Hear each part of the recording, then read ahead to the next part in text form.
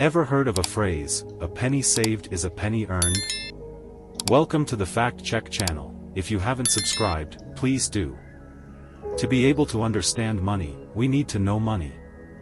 For example, imagine you're an artist who paints beautiful canvases.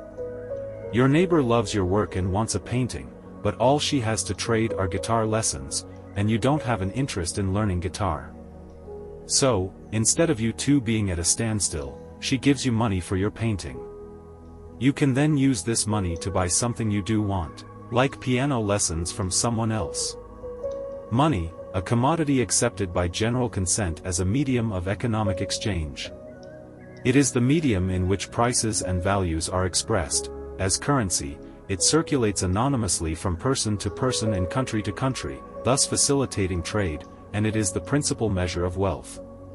The origins of money. Before money was invented, people bartered for goods and services. It wasn't until about 5,000 years ago that the Mesopotamian people created the shekel, which is considered the first known form of currency.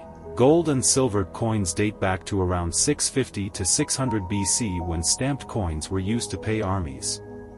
Some evidence suggests that metal coins may be as old as 1250 BC. When, where, and why money originated is uncertain and complicated. Because ancient civilizations developed at different times and recorded their history with a range of different approaches, some of which were more rigorous or permanent than others, archaeologists and historians can only make best guesses. In general, though, currency arose a medium of exchange.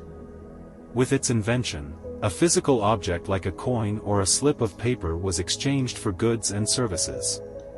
Today, many economists insist that currency arose to replace the barter system, in which people traded goods and services directly without money being involved. But in reality, what is money? Interestingly enough, money often has no intrinsic value. Instead, money is an object that has a value placed on it, which allows for the trade of goods and services. Some money, such as metal coins, has actual value in terms of the materials used. However, paper money is more common in the modern world and typically has no real value. Throughout the evolution of money, currency has taken several different forms. What was used before money was invented? When there was no currency, people traded goods and services for what they needed. One farmer might trade livestock for vegetables, while another may trade labor or lumber for livestock. These transactions were the early building blocks of our modern economy and would go on to create the future of money the world knows today. Now that you have a better understanding of the history of currency, let's take a look at how it's used today. Today, money has taken the form of everything from the US dollar to cryptocurrencies like Bitcoin. Thanks to the creation of modern-day money, buying, selling, and trading is easier than it's ever been. Let's now look at the forms of money. Credit cards and debit cards. When it comes to convenience, credit cards and debit cards are popular choices. A debit card is loaded with a set amount of money from your bank account, with money being removed from your account after each purchase you make. Credit cards are a little different in the sense that they don't carry a balance that you have to put in. Instead, lenders can choose a credit limit to set on your card, allowing you to spend up to a certain amount before you have to start paying it back to continue using your card. Online payments. Money used to be exchanged physically, whether people paid with coins or paper money. However, with the internet boom and growth of e-commerce, online payments have increasingly become more convenient. Today, online payments are one of the most popular ways to pay for goods and services. With online payments, you can simply enter a credit or debit card number on a website and pay for the goods you want. Online payments can also be made using a bank account number and routing number, but that process can take several days. When you make online payments through a debit or credit card, your card is typically charged right away. Digital currency. In the 90s, digital currency tried and failed to get off the ground, but in the 2000s things have changed, allowing it to grow in popularity and in widespread use. In fact, digital currencies such as cryptocurrency and virtual currency play an important role in the economy today. These currencies have a value assigned to them just like any other type of money, with billions of dollars in digital money being transferred all the time. Bitcoin was one of the first and biggest forms of digital currency, but virtual currencies and other crypto options are starting to become more popular as well. Currency versus money. Money and currency often seem interchangeable, but they hold unique roles in the economic system. Think of money as a concept. It's a medium of exchange that allows us to purchase goods and services without needing to swap items directly. On the other hand, currency is a physical representation of money, like coins and bills, that a government has declared legal tender. Currency refers to the physical notes and coins that are in circulation and recognized by a society as a medium of exchange. Economics of money. The economics of money, also known as monetary economics, is a branch of economics that examines the various theories behind money, and how money functions. The economics of money looks into the different types of money and how it works as a form of compensation. It also examines how monetary policy affects the economy and can be used to improve efficiency. A goal of monetary policy is to help an economy maintain stability, grow, and develop. Money is an important factor in the economy not just from an economic standpoint but also from a personal one. It is economically important because it pushes economic growth and stimulates the economy to be more productive. On a personal level, it allows society to purchase what it needs such as food, shelter, and healthcare. Characteristics of money. The characteristics of money are what give money its value. In this case, money is currency. The three main characteristics are its acceptability, its status as legal tender, and its relative scarcity. The benefit of money is that it is portable and replaces the need to carry around tradable goods such as gold, furs, or spices which are heavy and can go bad over time. Having a paper note or lighter coin that has a standardized value and is widely accepted makes trading infinitely easier.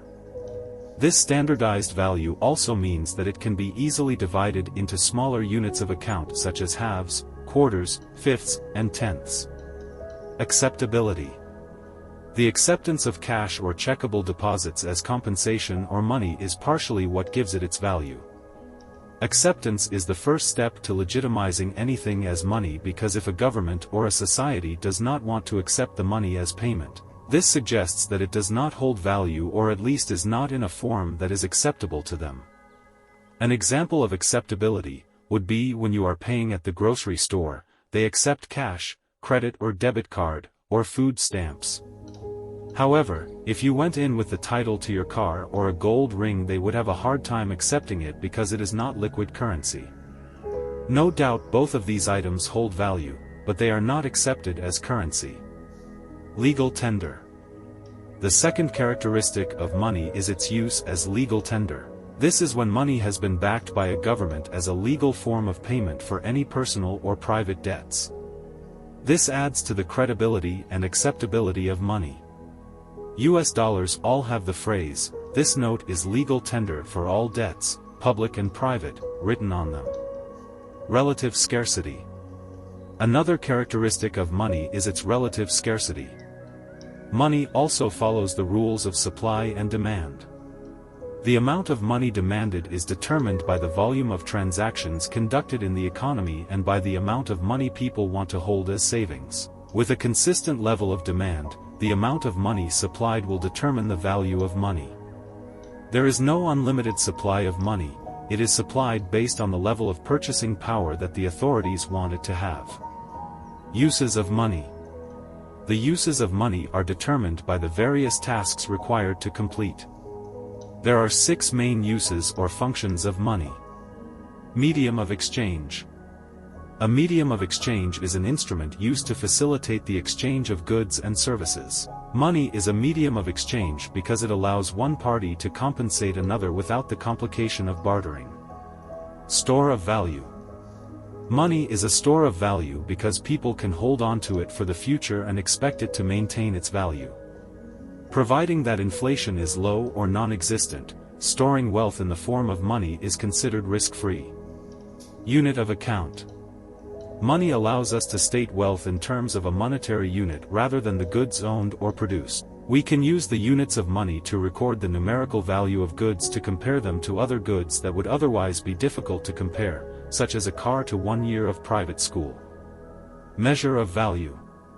Money can serve to quantify the value of a good or service, and it makes it easier to compare the value of incomparable goods, such as an apple to a gallon of gas. Basis of credit. Since money can be used to make purchases, it can also be loaned out. If goods had to be compensated for immediately, people would have a lot harder time making large purchases like houses and cars. Other goods could be loaned out or used to repay a loan, but it would be much more complicated because those goods may not be uniform. Standard of postponed payment. This is similar to money being a basis of credit and money being a medium of exchange. For more expensive purchases, money can be paid in installments over time, and the payment over time won't become a burden to the lender or the borrower. For example, a florist agrees to provide 1 bouquet every week for 6 months to get his house painted. After 2 months, the painter doesn't want any more bouquets but still requires compensation. Money is used all around the world for many different reasons. Most people interact with money in one form or another every day. We may go to work and earn a wage. We need to go grocery shopping and buy food. Money is useful for completing all of these tasks of daily life since it simplifies exchanges and interactions by being a medium of exchange when buying goods and services. It is a store of value when we drop our change into our piggy bank. It is a store of value and unit of account when we take our wages to the grocery store to buy food. Classification of money. There are 4 categories of money. They are fiat money, commodity money, fiduciary money, and commercial bank money. Depending on a nation's economic and political system, the society uses the types of money that best suit their transactions. 1. Fiat money. Fiat money is entirely backed by government orders rather than a physical good. It gets its status as a medium of exchange because the government declared it an official means of payment. 2. Commodity money. This is money that is an actual commodity that has value outside of being a medium of exchange. Commodity money can be precious metals, gemstones, spices, and even coffee. 3. Fiduciary money. This is money that is based on trust rather than the intrinsic value of the money itself with no government backing. This form of payment relies on the trust or promise that it will be accepted as a form of payment. 4. Commercial bank money. This is money in the economy in the form of debt created by commercial banks. Banks loan out money based on the fiat money their customers deposited to other customers to earn interest. Just like we tend to have rules for most areas of our life, how much to eat, how much to use TV, Netflix, or social media, how many hours to sleep, etc. Such rules help us stay disciplined in our lives. Similarly, following specific rules about saving money, spending money, and investing money can help us better manage our finances. The science of money. The subject of money remains one of the most fascinating, thought-provoking, emotional, polarizing and well-researched subjects in the world. Scores of books, articles, blog posts, and speeches have been written on what money is, how to earn it, how to spend it, who has it and who does not, and a myriad of other topics related to the effects that it produces. And yet, despite the constant focus and interest on the topic, there is one word that describes the average person's views around money: confusion. So let's look at rules of money. 1. Create a budget and save regularly. Establish a budget that outlines your income, expenses, and savings goals. Stick to this plan and track your spending to ensure you're living within your means. Make saving a priority by setting aside a portion of your income each month. Aim to save at least 10%, and ideally 20%, of your earnings for both short-term emergencies and long-term goals. That's not to say you should be overly frugal either. If you are so disciplined with your spending that you leave little or no budget for fun activities, it is unlikely that you will maintain that habit for a prolonged period, so don't forget to treat yourself and your loved ones. 2. Pay yourself first and minimize debt. When wages are received, try to allocate a portion to savings before paying bills or spending on discretionary items. This helps prioritize your financial future and can become so habitual that you'll hardly notice the money going, but you can be pleasantly surprised at how quickly your savings grow. Most of us need to take on debt at some point in our lives, particularly for big-ticket items such as a house or a new car, but try to avoid accumulating high-interest debt whenever possible. Try paying off existing debts systematically, starting with those with the highest interest rates. Use credit responsibly and only when necessary. 3. Invest for the future and establish an emergency fund. Consider investing. Some investments include shares, bonds, and real estate. Selecting an investment will depend on your financial situation and risk tolerance. Don't just focus on short-term outcomes. Long-term goals, such as retirement, should also be given due prominence and consideration in your investment strategy. Seek professional investment advice if required. Another key aspect to consider when investing for your future is to make sure you're covered in the event of a major setback. Ensuring you have adequate insurance coverage for things such as health care, home, motor, life, and income safeguards should your finances take a hit when unexpected events occur. Consider building an emergency fund that covers up to 6 months' worth of living expenses. This fund can provide a safety net during unexpected financial setbacks, such as a prolonged period of unemployment or illness. 4. Track your expenses and avoid impulse spending. Consider keeping a record of all your expenses to gain insight into your spending habits. Identify areas where you can make adjustments to save money, such as shopping around for better insurance deals, having more home-cooked meals rather than expensive takeaways, or holidaying in your own country rather than overseas. Before making a purchase, consider asking yourself whether it aligns with your financial goals. Implementing a waiting period for significant purchases helps you to avoid impulsive buying.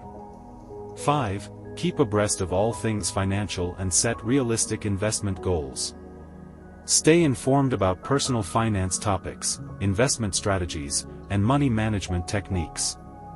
Education equals personal empowerment. Continuously improve your financial literacy by reading books, attending seminars, and following reputable financial websites. The more you know, the better financial decisions you can make. Consider defining specific, measurable, attainable, relevant, and time-bound, SMART, financial goals. Break them down into actionable steps to stay motivated and achieve success. So, take charge of your finances, embrace smart spending habits, and enjoy watching your financial dreams transform into a rewarding reality.